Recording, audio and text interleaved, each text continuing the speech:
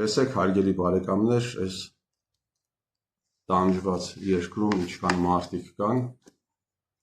որոնք պայքարում են,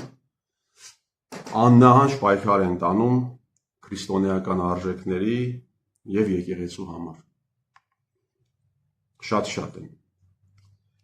Եվ դա առաջին հայացքից շատ ուրախացնող է։ Մաղաքի արքեպիսկոպոս Օրմանյանը գրում է իր հայոց եկեղեցին գրքում։ Իմիջայլոց այս գրքում նա նշում է կաթողիկոսներ, որոնք գահազավթած են եղել և կաթողիկոսներ, որոնք կարգալույծ են եղել, որոնց կարգալույծ են արել։ Խոսում է նաև կաթողիկոսների մասին, որոնք հրաժարվել են գահից։ Հայոց եկեղեցու նախնական և հաստատուն ավանդությունն իրենց սկզբնական հիմնադիրներ ճանաչում է Սուրբ Թադեոս և Սուրբ Բարդուխիմեոս առաքյալներին, ում որպես հատուկ կոչում ինքը անվանում է առաջին լուսավորիչներ։ Նաև նրանց գերեզմանները որպես նվիրական սրբավայրեր հարգում և պահպանում է Արտազի և Աղբակի վանքերում։ Ուրեմն Արտազը Գավառի մեծ հայքի Վասպուրական նահանգում է, այժմ Իրանի տարածք։ Այդ գավառում Ավարայրի դաշտի մոտերքում է գտնվում Թադեի վանքը, որտեղ ըստ ավանդության թաղվել է Սուրբ Թադեոս առաքյալը, Իուդա Ֆադիեի, որպեսզի ասոցիացիա չառաջանա, հետագայում իրեն հիմնականում սկսել են կոչել Թադեոս անունով, անվան երկրորդ մասով, և Աղբակ Գավառ մեծ հայքի Վասպուրական նահանգում, այժմ Թուրքիայի տարածք, Մեծ Աղբակ Գավառի Բաշկալա քաղաքից հյուսիս-արևելք, ավերվել է 1915 թվականին, ըստ ավանդության հենց այստեղ է թաղվել Սուրբ Բարդուխիմեոս առաքյալը մոտ Քրիստոսի մեր թվարկության 68 թվականին։ Այսպիսի հսկայական ավանդույթներ ունեցող եկեղեցի է հայ առաքելական եկեղեցին, և անկախ այն հանգամանքից դու տեիստ ես, աթեիստ ես, նույնիսկ եթե հեթանոս ես, դու չես կարող այս տրադիցիան չգնահատել։ Նույնիսկ եթե աթեիստ ես կամ հեթանոս ես, այս տրադիցիան հնարավոր չէ չգնահատել։ Ուրեմն, ըստ հայ առաքելական եկեղեցու ավանդույթների, հարգելի բարեկամներ, չի կարելի տեղադրել Տիրոջ արձանը, Հիսուս Քրիստոսի արձանը։ Դա ավանդույթների խախտում է։ Մի քանի տարի է, ինչ այդ ձեռնարկի մասին խոսում է գործարար կամ ինչպես ասում են ժամանակակից հայերենով օլիգարխ, թեպետ օլիգարխը բացարձակապես կապ չունի այս հարաբերությունների հետ, ուրիշ բան է նշանակում, մենք սա սխալմամբ այդ բառը օգտագործում ենք, բայց օլիգարխ, թող օլիգարխ լինի։ Գագիկ Ծառուկյանը մի քանի տարի է խոսում է իր այն ձեռնարկի մասին, որ պետք է Հադիս լեռան վրա, իմիջայլոց այդ լեռը սեփականաշնորհել էին, հետո աղմուկ բարձրացավ, հիմա չգիտեմ ինչ կարգավիճակում է գտնվում, հասկանում եք, Հայաստանի Հանրապետությունում սեփականաշնորհել էին լեռը, ու դա կարող է տեղի ունենալ։ Եվ այդ ձեռնարկը հետևյալի մասին է, որ պետք է այդ լեռան վրա տեղադրվի Քրիստոսի արձանը։ Բազմաթիվ անգամներ հայ առաքելական եկեղեցին հայտարարությամբ է հանդես եկել, որ դա մեր եկեղեցու սուրբ ավանդույթների խախտում է։ Բայց Ծառուկյան Գագիկը աննահանջ է, ինքը մտածել է, ինքը դա պիտի իրականացնի։ Ու հիմա տեսնում եք դուք, հարգելի բարեկամներ, թե այն կողմում իշխանական թևում, ինչպես են պայքարում եկեղեցու համար, եկեղեցին մաքրելու համար, ինչպես իրենք են ներկայացնում, թե այս կողմում ոչ իշխանական ճակերտավոր կողմում, իշխանությանը հակոտնյա կողմում, թե ինչպես են պայքարում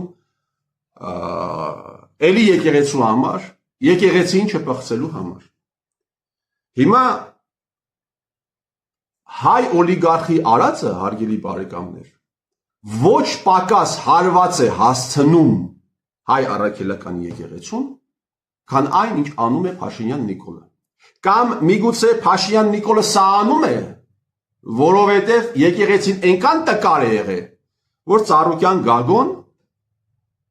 ձեր սիրելի օլիգարխը իրականացնում է այսպիսի բաներ։ Հիմա հարց. ժուրնալիստներ, բլոգերներ, քաղաքական գործիչներ, խմբագիրներ, դեպուտատներ եւ այսպես շարունակ։ Բայց այսքան դուք քրիստոնյա եք, այսքան դուք եկեղեցու նվիրյալ զավակներ եք, որևէ մեկը մի անգամ այս հարցը բարձրացրեց, որևէ մեկը մի անգամ հեռախոսը միացրեց գնա Աբովյան ձեր սիրելի օլիգարխի մոտ, որպեսզի ինչպես դուք եք հիմա թռնում սրա նրա դեմքին, թե ես ինչ ես անում, հարց տա ընդամենը, թե ինչու է ինքը Սուրբ եկեղեցու ավանդույթները խախտում, թե ինքը ով է ընդհանրապես, որ մեր Սուրբ եկեղեցու ավանդույթները խախտի։ Դուք զգում եք, դուք ինչքան երեսպաշտ եք, դուք զգում եք, ինչքան դուք սրիկա եք, եւ դուք սա անում եք, գիտեք ինչի համար, մեկ այնտեղ պատճառ կարող է լինել, մեկ պատճառ, փող, դուք սա անում եք փողի դիմաց, կամ սա չեք անում, պիտի անեք, բայց չեք անում փողի համար, ուրիշ պատճառ, այսպիսի զարմանալի դեպքեր երբ տեղի են ունենում, քաղաքականության մեջ այն ունի երկու պատճառ, կամ փողն է, կամ սերը, կամ փողն է, կամ սեքսը։ Հիմա չգիտեմ ձերը որն է, դրանցից մեկն ու մեկն է։ Փող ասելով նկատի ունեմ ոչ միայն ֆինանսը կոնկրետ, այլ նաև պաշտոնի ակնկալիք, պաշտոն, կորմ, աթոռ եւ այսպես շարունակ։ Երբ որ դուք խոսում եք մի բանի մասին, մյուսի մասին չեք խոսում, սա երեսպաշտություն է, կամ ավելի ճիշտ կլինի ասել լիցեմերություն։ Ձեզ չի հետաքրքրում եկեղեցին։ Քրիստոսը ձեզ չի հետաքրքրում, Քրիստոսի ուսմունք Ալեքսանդր Մենը ասում է, որ քրիստոնյա է նա, ով հավատում է Քրիստոսի վարդապետության ճշմարտացիությանը եւ պատրաստ է այն կյանքի կոչել։ Հիմա դուք ի՞նչ քրիստոնյա, հարգելի բարեկամներ։ Դուք ի՞նչ քրիստոնյա։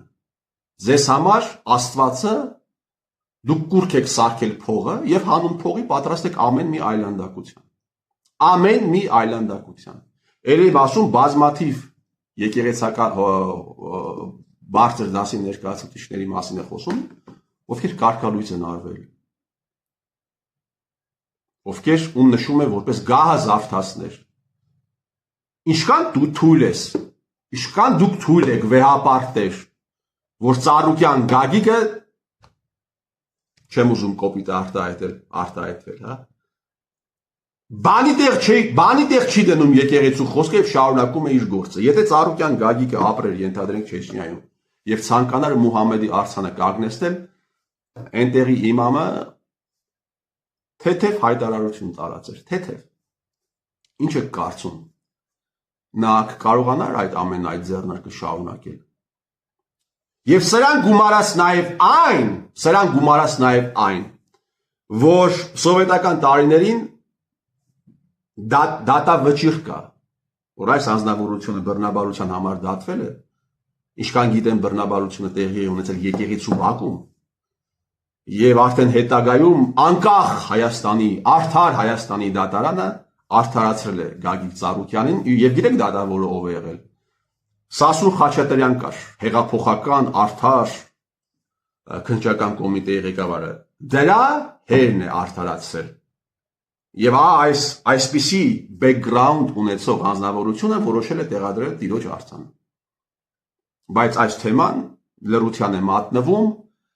գլխավոր թեման եպիսկոպոսներն են, ովքեր դուրս են եկել կաթողիկոսի դեմ եւ կաթողիկոսն է, ով պաշտպանում է Կաթողիկոսը եթե պետք լիներ, պետք է հայ առաքելական եկեղեցու ավանդույթները պաշտպաներ նաև իր կյանքի գնով։ Կաթողիկոսը եթե պետք լիներ, պետք է կարողանար ֆիզիկական անվտանգությունը, արդարությունը մարդկանց պաշտպանել իր կյանքի գնով։ Պատերազմի ժամանակ Հայաստանի Հանրապետությունում գլխավոր պաշտոններից մեկը զբաղեցրել է ազգային Արգիշտիկ Քյարամյանը։ Եվ որի մասին բազմաթիվ վկայություններ կան, հիմնավոր վկայություններ կան, որ ինքը Կոտայքի թեմի կուսակրոն առաջնորդի որդին է։ Սա սկանդալ չէ, վեհապարտ էր, երբ Նիկոլ Փաշինյանի մտերիմ քաղաքական գլխավոր շրջապատի գլխավոր անձանցից մեկը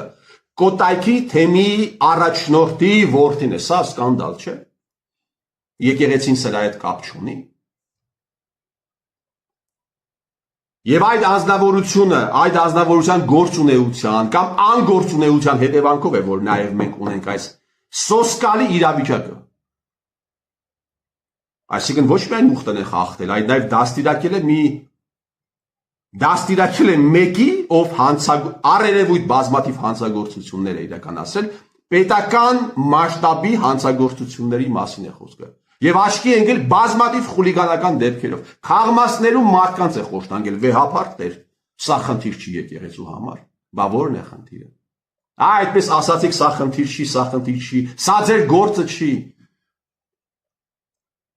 Այդպիսի դեպք եղել է, որ Քրիստոսին մի հարց տան, Քրիստոսը ասի, սա ձեր գործը չի։ Այսինքն Քրիստոսի խոսքը տարածողները, Քրիստոսի եկեղեցին հիմնողները ժողովրդին ասում են, սա ձեր գործը չի։ Այն նստեք ձեր գործը չի։ Մենք գիտենք ինչ ենք անում։ Հիմա դուրս են եկել, ասում են Քյարամյան Էլիբեկը այսպես, Քյարամյան Էլիբեկը այնպես, ասողեիք, շուտ ասեիք։ Շուտ ասեիք։ 2021 թվականին Դավադիր պատերազմից ամիսներ անց Պապիկյան Սուրիկը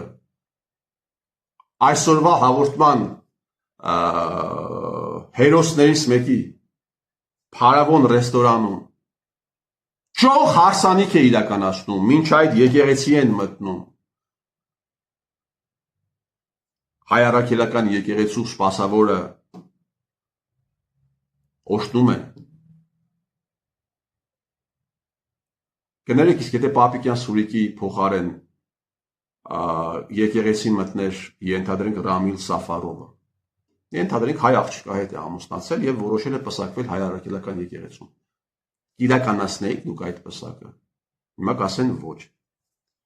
Կասեք Ռամիլ Սաֆարովի եւ Պապիկյան Սուրիկի տարբերությունը։ Ռամիլ Սաֆարովը քնած տեղը հայ սպայի կացնարեց, Պապիկյան Սուրիկի թեմը սպանել տվեց մի ողջ սերունդ։ Ես սա ռետորական հարց չեմ բարձրացնում, սա էմոցիոնալ հարց չի։ Կասեք տարբերությունը, սա խնդիր չի։ Վեհապարտ էր։ Պապիկյան Սուրիկ, դու ընդամենը մի քանի հազար դրամով գալիս հասնում էիր Գյումրի, որպեսզի կարողանար ինչ-որ թուղթ փոխանցել ինձ։ Նիկոլ Փաշինյանից, Ռուբեն Ռուբինյանի հետ, հիշում ես, չէ՞։ Ասենք մի քանի կոպեկ գնալ գալու եւ մի քանի կոպեկ ճանապարհին պերաշկի կամ սնիկերս ուտելու համար։ Այդ որ միջոցներով դու կարողացար Փարավոն ռեստորանում հարսանիք կազմակերպել, կասես։ Որ միջոցներով։ Իմիջիայլոց սա ոչ միայն իշխանությանն է վերաբերվում, սա վերաբերվում է նաեւ եկեղեցուն։ Սա խոսում էին մեծ դավադրության մասին, մեծ առուծախի մասին, որը տեղի է ունեցել հայ ազգի գլխին, հայ ազգի նկատմամբ, ոսկե մենք քաղաքականությամբ չենք զբաղվում, մենք այդ թեմաների հետ գործ չունենք, բա որ քաղաքականության հետ չեք զբաղվում, ինչ եք կոչանում մարդկանց գնալ կռիվ։ Վեհապարտեր, ինչ եք կոչանում։ Քաղաքականությամբ չեք զբաղվում։ Պատերազմի գնալու կոչ ինչի եք անում։ Սպանդին մասնակցելու կոչով ինչու եք հանդերձ գալիս։ Դուք եւ ձեր arczepiskopos-ները, եպիսկոպոսները քաղաքականությամբ չեք զբաղվում։ Քաղաքականությամբ չեք զբաղվում, ինչու եք կոչանում Թուրքիային ճանաչել հայոց ցեղասպանությունը։ Բայց այսպեսի դավադրություն է տեղի ունեցել։ Որտեղից Պապիկյան Սուրիկ քեզ այդքան գումար։ Իմիջայլոց այս համատեքստում։ Պարոն Ծառուկյան, իսկ ձեր որդին ինչու չծառայեց Հայաստանի զինված ուժերում, հետաքրքիր է։ Ինչու չծառայեց։ Ես այս լրագրողներ կան, որոնց եթե մի բան ասես, գիտես քեզ ինչ կանեն։ Եթե մեկին ասես դու լրագրողական, ժուրնալիստական գործունեության հետ կապ չունես, գիտես քեզ ինչ կանեն։ Բա գնացեք այս հարցերը բարձրացրեք Պապիկյան Սուրիկին, Ծառուկյան Գագիկին։ Վեհապարին տվեք այս հարցերը, այս համատեքստով, վեհապարին տվեք։ Թե նրանց է վերաբերվում, թե նրանց է վերաբերվում։ Էլիբեկ Քյարամյանի հարցը բարձրացրեք։ Մարդը ոչ միայն կուսակրոնությունն է խախտել, ըստ հավաստի տեղեկությունների, այլ նաև դաստիարակել է մի սանձարձակ լակոտի։ Մի սանձարձակ լակոտիով քաղմաստերում խոշտանգել է մարդ։ Խոսում են բազմաթիվ իրավապաշտպաններ, կապ չունի։ Ով է այդ մարդը, հանցագործ է, անմեղ է։ Սա խնդիր չի վեհապարտեր ձեզ համար։ Ոստե, բա ի՞նչն է խնդիրը։ Բա ի՞նչն է խնդիրը։ Սա քաղաքական հարց է, այո։ 2017 թվականին այստեղ, երբ որ եկել էր Փաշինյան Նիկոլը, ես համարյա վստահ եմ, որ այդ ձայնագրությունը, այդ խոսակցության ձայնագրությունը առած կլինեն, այդտեղ Արաբ Միրզյանն է ներկա եղել, այդտեղ Պապիկյան Սուրիկն է ներկա եղել, այդտեղ Աղազարյան Հովիկն է ներկա եղել, իմիջիայլոց վերջերս նաև այդ հանդիպումն էր հիշել պարոն Աղազարյանը։ Արաբ Միրզյանը կարծես թե պիտի չլիներ այդ հանդիպանը, բայց ինքը մեջ ընկավ։ Ես շատ կզարմանամ, եթե իմանամ, որ Ազգային անվտանգության ծառայության գործակալ Օմեգան ձայնագրություն չի արել։ Ազգային անվտանգության ծառայության գործակալ Օմեգան ձայնագրություն չի արել, շատ կզարմանամ։ Եվ բազմաթիվ հարցերի մասին խոսեցինք նաև Վազգեն Սարգսյանի մասին։ Իր այդտեղ գալու գլխավոր նպատակը այն էր, որ ես գրել էի Կեցեն Սարգսյանները Վազգենից մինչև Սերժ, չէ, հարգելի երկ։ Եվ այդ հայտարարությունը, այդ խոսքը շատ վրդովեցրել էր ընդդիմադիր պատգամավոր Նիկոլ Փաշինյանին, ինքը ուզեցավ ինձ հետ հանդիպել եւ եկավ ինձ մոտ։ 3 ժամ է եղել այդ հանդիպումը, տարբեր թեմա, ես մոտավորապես եմ հիմա հիշում։ Նաեւ ընտրությունների մասին խոսվեց, կաթողիկոսի ընտրությունների մասին խոսվեց եւ այդ համատեքստում նա ասաց Վազգենը ինձ համար ոչ բացարձակ, բայց հեղինակություն է, բայց ու պլյուս դրան ասաց, որ Արամ Սարգսյանը իր գործընկերն է եւ ինքը չի կարող խախտել այդ գործընկերային հարաբերությունները։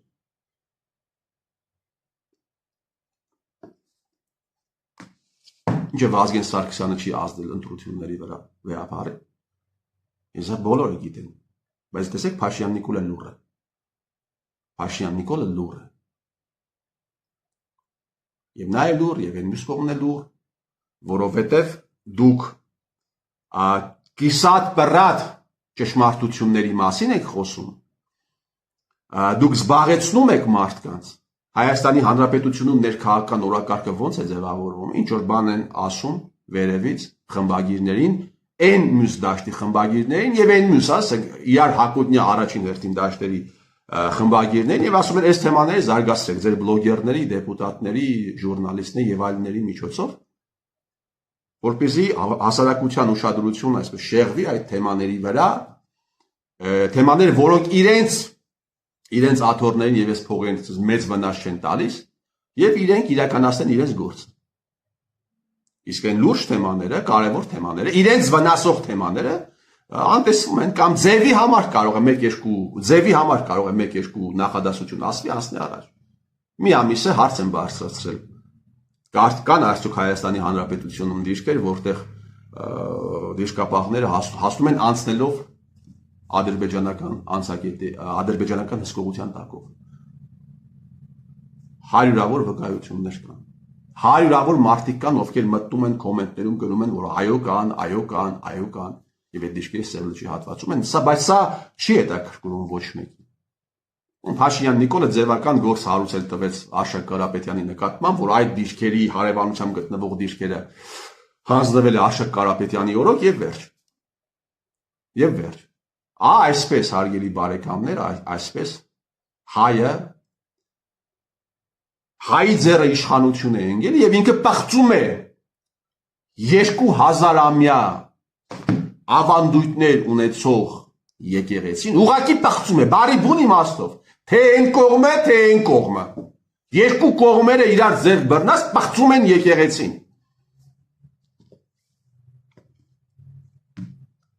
Եվ քաղաքական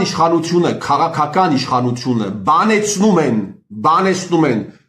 սխեղճ ու կրակ ժողովրդի վրա, որպեսզի էլ ավելի մոլորեցնեն, որպեսզի էլ ավելի ստորացնեն, էլ ավելի կեղեքեն, պայմաններ ստեղծեն, որ այս ժողովուրդը ուղղակի թողնի գնա Հայաստանի տարածքի, չեմ էլ ուզում ասել Հայաստանի Հանրապետություն, թողնի գնա։ Եվ սա ասում է իրենց մոտ 100,000-ավոր մարդիկ ուղղակի արտագաղթել են, արտագաղթում են, որովհետև իրենց վաղվա օրը չեն տեսնում Հայաստանում։ Հային պետք է փրկել, հարգելի բարեկամներ, այս հայից։ Հայը գտնվում է հայի լծի, հայի ճիրաններում, հայ լծի տակ եւ հայի ճիրաններում է գտնվում։ Ոչ մի սուլթան երևի այսքան չէր խաբել, այսքան չէր մոլորեցրել հայ ազգին, ինչպես որ արեցին այս ստահակները։